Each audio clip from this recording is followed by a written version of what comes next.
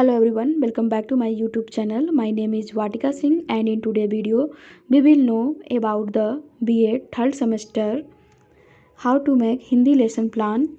But before starting this video, don't forget to subscribe my channel and press the bell icon for further upcoming video. तो चलिए friends, हम इस video को start कर लेते हैं। इस वीडियो में हमने आपको बताया है कि जब आप B.Ed BTC DLED कर रहे होते हैं और आप B.Ed के थर्ड सेमेस्टर में होते हैं, तब आपको वहाँ पे लेसन प्लान बनाने की आवश्यकता होती है। तो आप हिंदी में लेसन प्लान खुद से कैसे बना सकते हैं, इस वीडियो में हमने आपको यही बताया है।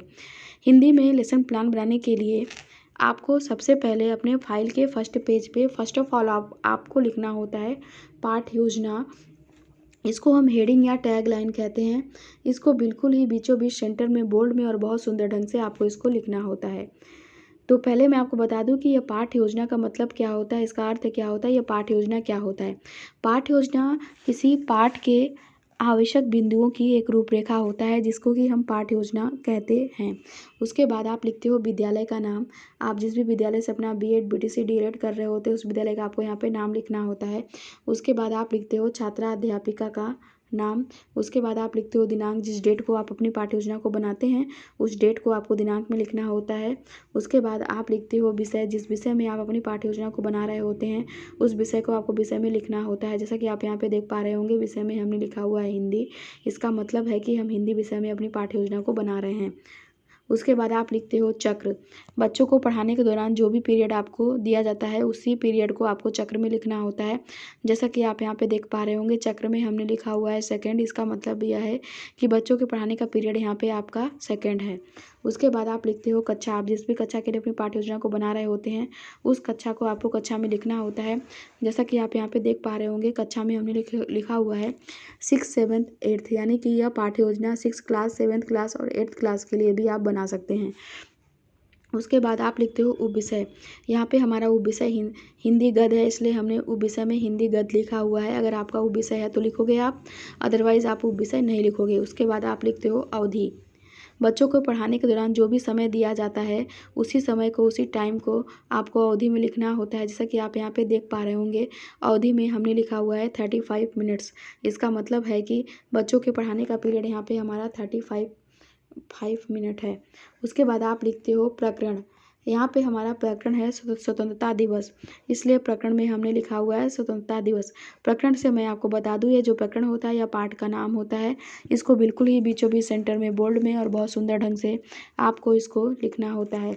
उसके बाद आप एक ऐसी सीधी लाइन खींच देते हैं, इसे हम ब्लैक बोर्ड एंट्री कहते हैं, इसे हम विषय का इंडेक्स भी कहते हैं। इस ब्लैक बोर्ड एंट्री में हमने आपको विषय के बारे में संक्षिप्त में सारी जानकारी आपको यहाँ पे दे रखी है। उसके बाद आप लिखते हो सामान्य उद्देश्य। तो पहले मैं आपको बता दूं कि यह सामान्य उद्देश्य क्या होता है। जो विषय आप बच्चों को पढ़ाने जा रहे हैं उस विषय से बच्चा क्या सीखेगा उसे ही हम सामान्य उद्देश्य कहते हैं और उसे ही हम सामान्य उद्देश्य में लिखते हैं। सामान्य उद्देश्य एक इम्पॉर्टेंट जानकारी मैं आपको यह बता दूं कि जैसे कि आप हिंदी की 20 पाठ्य योजना बना रहे हैं तो आप अपने हिंदी की 20 पाठ्य योजना में यही सामान्य उद्देश्य आप बार बार लिख सकते हैं। सामान्य उद्देश्य में आपको अपने विषय से रिलेटेड 5 6 7 8 पॉइंट्स अपने विषय के बारे में लिखना होता है। जैसा कि आप यहाँ पे देख सकते हैं, सामान्य उद्देश्य में यहाँ पे हमारा पहला पॉइंट्स है छात्रों में हिंदी गद्य के प्रति रुचि उत्पन्न करना। दूसरा पॉइंट्स हमारा यहाँ पे सामान्य उद्देश्य में है हिंदी भाषा के प्रति रुचि उत्पन्न करना। तीसरा पॉइंट्स हमारा सामान्य उद्देश्य में है छात्रों में गद्य माध्यम से मातृभाषा से जोड़ना।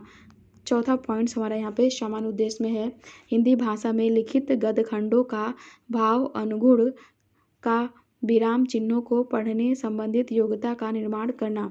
पांचवा पॉइंट्स हमारा यहाँ पे सामान्य उद्देश्य में है चारों कौशलों का विकास करना। उसके बाद आप लिखते हो विशिष्ट उद्देश्य। तो पहले मैं आपको बता दूं कि ये विशिष्ट उद्देश्य क्या होता है। जो पाठ आप बच्चों को पढ़ाने जा रहे हैं उससे बच्चा क्या सीखेगा उसे ही हम विशिष्ट उद्देश्य कहते हैं और उसे ही हम विशिष्ट उद्देश्य में लिखते हैं। विशिष्ट उद्देश्य हमारे 3 प्रकार के होते हैं। पहला होता है हमारा ज्ञानात्मक उद्देश्य, दूसरा होता है हमारा बोधात्मक उद्देश्य और तीसरा हमारा होता है कौशलात्मक उद्देश्य। इन तीनों उद्देश्यों में लगभग आपको 2-2 पॉइंट्स लिखने होते हैं। ज्ञानात्मक उद्देश्य में हमारा यहाँ पे पहला पॉइंट्स है सभी छात्र स्वतंत्रता दिवस के विषय में जान पाएंगे। दूसरा पॉइंट्स हमारा यहाँ पे ज्ञानात्मक उद्देश्य में है, छात्र पाठ में आए नए शब्दों का ज्ञान कर पाएंगे। बोधात्मक उद्देश्य में पहला पॉइंट्स हमारा यहाँ पे बोधात्मक उद्देश्य में है, छात्रों में देश भावना का विकास होगा। दूसरा पॉइंट्स हमारा यहाँ पे बोधात्मक उद्देश्य में है, छात्रों द्वारा स्वतंत्रता का ज्ञान अर्जन किया जाएगा। उसके बाद आप कौशलात्मक उद्देश्य में पहला पॉइंट्स आप लिखते हो, छात्रों को स्वतंत्रता दिवस के महत्व को समझने योग्य बनाना। दूसरा पॉइंट्स आप कौशलात्मक उद्देश्य में लिखते हैं, छात्रों में स्वतंत्रता दिवस के प्रति रुचि जागृत करना। उसके बाद आप लिखते हो सहायक सामग्री। तो पहले मैं आपको बता दूं कि यह सहायक सामग्री क्या होता है। बच्चों को ब्लैक बोर्ड में जो भी टॉपिक आप समझाने के लिए जिन सामग्री का यूज करके बच्चों को वह टॉपिक एक्सप्लेन करते हैं, समझाते हैं, उसी सामग्री को हम सहायक सामग्री कहते हैं। और सहायक सामग्री के रूप में आप लिख सकते हो चाक, डस्टर, लपेट, श्यामपट्ट प्रकरण से संबंधित सहायक सामग्री, पाठ्य पुस्तक, संकेतक आदि। उसके बाद आप लिखते हो पूर्व ज्ञान। तो पहले मैं आपको बता दूं कि यह पूर्व ज्ञान क्या होता है। यह जो पूर्व ज्ञान होता है यह लगभग सभी का एक समान होता है, बस यहाँ पे क्या होता है कि पाठ का नाम चेंज कर दिया जाता है। पूर्व ज्ञान में आप एक लाइन लिख सकते हो, छात्र स्वतंत्रता दिवस के बारे में सामान्य जानकारी रखते हैं। उसके बाद आप बच्चों से प्रस्तावना प्रश्न करते हैं।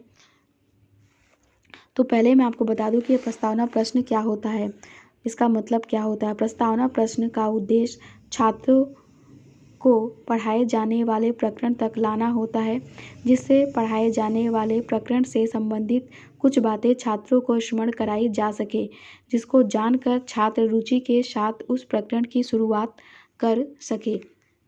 बच्चों से प्रस्तावना प्रश्न करने के लिए आप 3 कॉलम बनाएंगे। पहला कॉलम तो आप बनाते हैं क्रम संख्या का कॉलम, जिस कॉलम में आप छात्रों से पूछे गए क्वेश्चन के क्रम को लिखते हो। दूसरा कॉलम जो है कि आप बनाते हैं छात्रा अध्यापिका क्रियाओं का कॉलम, जिस कॉलम में आप छात्रों से प्रश्न पूछते हो। तीसरा और लास्ट कॉलम जो है कि आप बनाते हैं छात्र छात्रा अनुक्रिया का कॉलम। इस कॉलम में छात्र आपके पूछे गए क्वेश्चन के आंसर को देते हैं। तो यहाँ पे पहला क्वेश्चन हमारा छात्रों से है, बच्चों हम सब किस महाद्वीप में रहते हैं। तो छात्र आंसर देते हैं, हम सब एशिया महाद्वीप में रहते हैं। दूसरा क्वेश्चन हमारे यहाँ पे छात्रों से है, एशिया महाद्वीप के किस देश में रहते हैं। तो छात्र आंसर देते हैं, एशिया महाद्वीप के भारत देश में रहते हैं। तीसरा क्वेश्चन हमारा यहाँ पे छात्रों से है, भारत देश कब आज़ाद हुआ था। तो छात्र आंसर देते हैं, भारत देश 15 अगस्त 1947 में आज़ाद हुआ था। चौथा क्वेश्चन हमारा यहाँ पे छात्रों से है, चौथा क्वेश्चन हमारा यहाँ पे छात्रों से है, 15 अगस्त को हम सब कौन सा दिवस मनाते हैं। तो छात्र आंसर देते हैं, 15 अगस्त को हम सब स्वतंत्रता दिवस मनाते हैं। पांचवा क्वेश्चन हमारा यहाँ पे छात्रों से है, स्वतंत्रता दिवस के विषय में आप क्या क्या जानते हैं। तो छात्र आंसर देते हैं, समस्यात्मक प्रश्न। इसका मतलब है कि छात्रों को स्वतंत्रता दिवस के बारे में कोई नॉलेज, कोई जानकारी नहीं है। छात्रों को स्वतंत्रता दिवस के विषय में आप क्या क्या जानते हैं, इसके बारे में कोई भी जानकारी नहीं है। उसके बाद आप लिखते हो उद्देश्य कथन। तो पहले मैं आपको बता दूं कि उद्देश्य कथन क्या होता है। उद्देश्य कथन में आप लिख सकते हो, बच्चों आज हम लोग हिंदी में स्वतंत्रता दिवस की व्याख्या विस्तार से अध्ययन करेंगे। उसके बाद आप लिखते हो प्रस्तुतिकरण। प्रस्तुतिकरण में आप लिख सकते हो, अध्ययन अध्यापन की सुविधा की दृष्टि से पाठ को 2 पार्ट्स में डिवाइड किया जाता है। उसके बाद आप व्याख्या करते हैं, जिसके लिए 4 कॉलम आप बनाएंगे। पहला कॉलम तो आप बनाएंगे शिक्षण बिंदु का कॉलम। दूसरा कॉलम जो है कि आप बनाते हैं छात्रा अध्यापिका क्रियाओं कॉलम। तीसरा कॉलम जो है कि आप बनाते हैं छात्र छात्रा अनुक्रिया कॉलम। चौथा और लास्ट कॉलम जो है कि आप बनाते हैं श्यामपट्ट कार्य के कॉलम। तो अब हम व्याख्या कर लेते हैं। छात्रा अध्यापक सभी छात्रों को स्वतंत्रता दिवस पाठ को खोलने के लिए निर्देश देता है। छात्र छात्रा अनुक्रिया कॉलम में आप लिखेंगे छात्र पाठ खोलते हैं। छात्र छात्रा अनुक्रिया कॉलम में आप लिखेंगे सभी छात्र ध्यानपूर्वक सुनेंगे। उसके बाद आप व्याख्या करते हैं। व्याख्या करने के लिए आप लिखते हैं आदर्श वाचन। छात्रा अध्यापिका क्रियाओं कॉलम में आप लिखेंगे शुद्धता व स्पष्टता के साथ, स्वतंत्रता दिवस हमारा एक प्रमुख राष्ट्रीय पर्व है। इस दिन ही हमें स्वतंत्रता प्राप्त हुई थी सन 15 अगस्त 1947 को। इसलिए प्रत्येक भारतीय इस दिन को उल्लास के साथ पर्व को मनाते हैं। यह दिन हमारी विजय का प्रतीक है। देश में प्रधानमंत्री भी प्रति वर्ष लाल किले पर ध्वजारोहण करते हैं तथा हम सभी हमारे विद्यालय में ध्वजारोहण करते हैं। इस दिन हम राष्ट्रगान गाते हैं। सभी छात्र गणवेश में आते हैं व अनेक कार्यक्रम करते हैं। उसके बाद आप लिखते हो अनुकरण वाचन। छात्र अध्यापक क्रियाओं कलम में आप लिखते हो छात्राध्यापक कुछ बातों द्वारा विषय वस्तु का अनुकरण करने का निर्देश देता है। उसके बाद आप छात्र छात्रा अनुक्रिया कॉलम में आप लिखते हैं अनुकरण करेंगे। उसके बाद आप लिखते हो अशुद्धि संशोधन। छात्राध्यापक क्रियाओं के कलम में आप लिखते हो छात्रा अध्यापक द्वारा पाठ में हुई अशुद्धियों का छात्रों के सहयोग से श्यामपट्ट पर अशुद्धिकरण किया जाता है। उसके बाद छात्र छात्रा अनुक्रिया कॉलम में आप लिखते हैं सभी छात्र शुद्ध वाचन करते हैं। उसके बाद आप लिखते हैं कठिन निवारण। कठिन निवारण में छात्र छात्रा अध्यापक क्रियाओं के कलम में आप लिखेंगे छात्रा अध्यापक द्वारा कठिन शब्दों का निवारण करवाया जाता है। शब्द अर्थ, इसमें आप साहस का अर्थ होता है वीरता, ध्वजा का अर्थ होता है तिरंगा, स्वतंत्रता का अर्थ होता है आज़ादी, मिष्ठान का अर्थ होता है मिठाई, दिवस का अर्थ होता है दिन, हर्ष का अर्थ होता है खुशी। उसके बाद आप छात्रों से बोधात्मक व पुनरावृत्ति प्रश्न करते हैं। उसके बाद आप 3 कॉलम बनाएंगे। पहला कॉलम तो आप बनाएंगे बोधात्मक प्रश्न व पुनरावृत्ति का कॉलम। दूसरा कॉलम जो है कि आप बनाते हैं छात्रा अध्यापक क्रियाओं का कॉलम। तीसरा और लास्ट कॉलम जो कि आप बनाते हैं छात्र छात्रा अनुक्रिया का कॉलम। तो अब छात्रों से आप प्रश्न पूछते हैं। पहला क्वेश्चन आपका छात्रों से है भारत देश कब आज़ाद हुआ था? तो छात्र आंसर देते हैं भारत देश 15 अगस्त 1947 को आज़ाद हुआ था।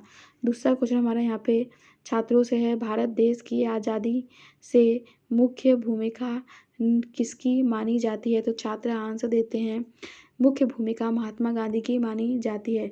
तीसरा क्वेश्चन हमारे यहाँ पे छात्रों से है विद्यालय में कैसे वस्त्र पहन कर आना चाहिए? तो छात्र आंसर देते हैं विद्यालय में गणवेश वस्त्र पहनकर आना चाहिए। चौथा क्वेश्चन हमारे यहाँ पे छात्रों से है विद्यालय में ध्वजारोहण किसके द्वारा किया जाता है? तो छात्र आंसर देते हैं विद्यालय में ध्वजारोहण मुख्य अतिथि या प्राचार्य महादेव द्वारा किया जाता है। उसके बाद आप छात्रों से मूल्यांकन प्रश्न करते हैं जिसके लिए आप 3 कॉलम बनाएंगे। पहला कॉलम तो आप बनाएंगे मूल्यांकन प्रश्न का कॉलम जिसमें कि और दूसरा कॉलम जो है कि आप बनाते हैं छात्र छात्रा, जिसमें कि दूसरा कॉलम जो है कि आप बनाते हैं छात्रा अध्यापक क्रियाओं कॉलम। तीसरा और लास्ट कॉलम जो है कि आप बनाते हैं छात्र छात्रा अनुक्रिया का कॉलम। मूल्यांकन प्रश्न में पहला प्रश्न आप छात्रों से करते हैं तिरंगे में कितने रंग होते हैं? तो छात्र आंसर देते हैं तिरंगे में 3 रंग होता है। दूसरा क्वेश्चन यहाँ पे हमारा छात्रों से है स्वतंत्रता दिवस के दिन मुख्य रूप से किस भावना का विकास होता है? तो छात्र आंसर देते हैं स्वतंत्रता दिवस के दिन मुख्य रूप से देश भावना का विकास होता है। तीसरा क्वेश्चन यहाँ पे हमारा छात्रों से है 15 अगस्त को प्रतिवर्ष कौन सा दिवस मनाया जाता है? तो छात्र आंसर देते हैं स्वतंत्रता दिवस मनाया जाता है। चौथा क्वेश्चन हमारा यहाँ पे छात्रों से है स्वतंत्रता दिवस के दिन सभी किसका गायन करते हैं? तो छात्र आंसर देते हैं राष्ट्रगान का गायन करते हैं।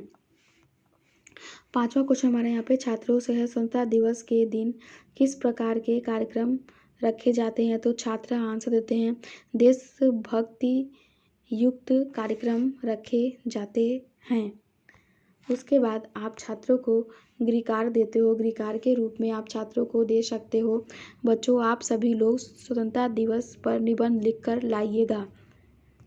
मैंने इस पाठ्य योजना की PDF लिंक डिस्क्रिप्शन बॉक्स में दे रखी है, आप वहां से लिंक को डाउनलोड करके इस पाठ्य योजना को देख सकते हो। इस पाठ्य योजना में अगर आपको कोई भी क्वेश्चन मुझसे पूछना हो तो आप कमेंट सेक्शन में मुझसे क्वेश्चन पूछ सकते हो। यह लेसन प्लान आपको कैसा लगा कमेंट करके आप बताइए। अगर आपको ये लेसन प्लान हमारा हेल्पफुल लगता है तो आप हमारे इस लेसन प्लान को एक लाइक ज़रूर कर लीजिए, क्योंकि आपका ये सपोर्ट हमें मोटिवेट करता है ऐसे वीडियो बनाने के लिए। तो हम आपसे फिर से मिलते हैं अपने नेक्स्ट वीडियो के साथ। Thank you so much for watching my video and subscribe my channel.